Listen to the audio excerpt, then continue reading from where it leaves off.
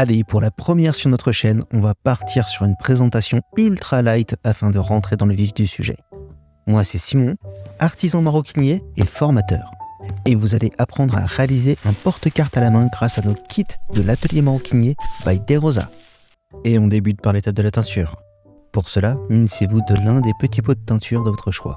Ils sont mi-cilindreux.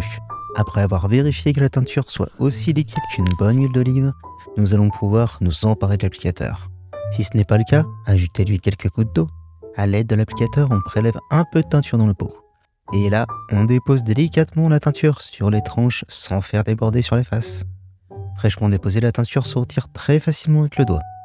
La teinture commence déjà à recouvrir la tranche. Pour les teintes plus claires, on n'hésite pas à passer une seconde couche.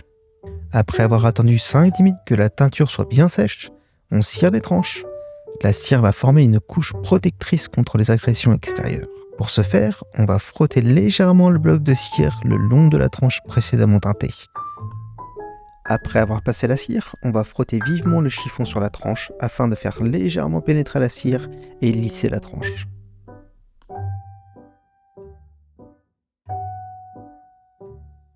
Ensuite vient l'étape de la couture. On commence par calculer la quantité de fil nécessaire. À l'aide du fil, on mesure la longueur de la couture à réaliser. On multiplie cette longueur par 5 et on obtient la quantité de fil suffisante pour réaliser cette couture.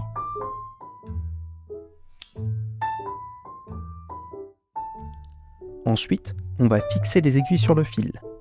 On commence par piquer une première fois l'aiguille dans l'extrémité courte du fil, à environ une longueur d'aiguille, puis une seconde et une troisième fois. Ensuite, on passe l'extrémité courte du fil dans le chat de l'aiguille.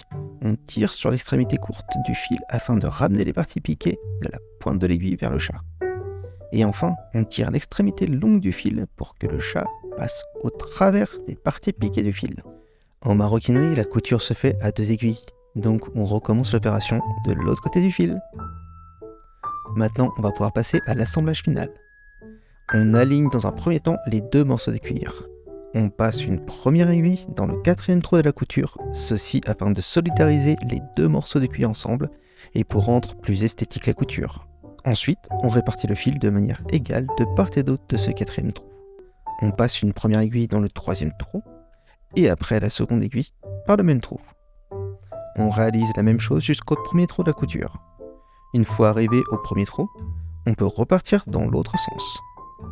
Pour avoir une couture belle et homogène, il est important de toujours suivre la même gestuelle du début à la fin et de prendre soin à légèrement serrer ses points de couture.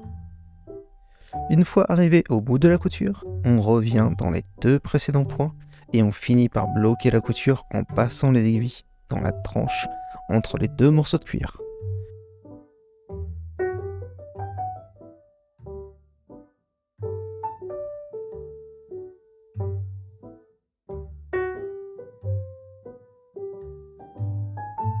On finit par un double nœud, on coupe et on dissimule les extrémités dans l'épaisseur de la tranche.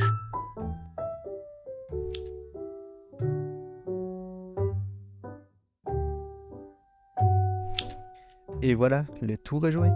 Vous pouvez maintenant profiter de votre porte-carte. Partagez-moi en commentaire votre avis et vos envies pour une prochaine vidéo. Et allez me follow sur Insta, vous pourrez découvrir les coulisses, les techniques, les petites infos et les prochains produits en avant-première. C'était Simon pour les kits L'Atelier Maroquinier by Derosa.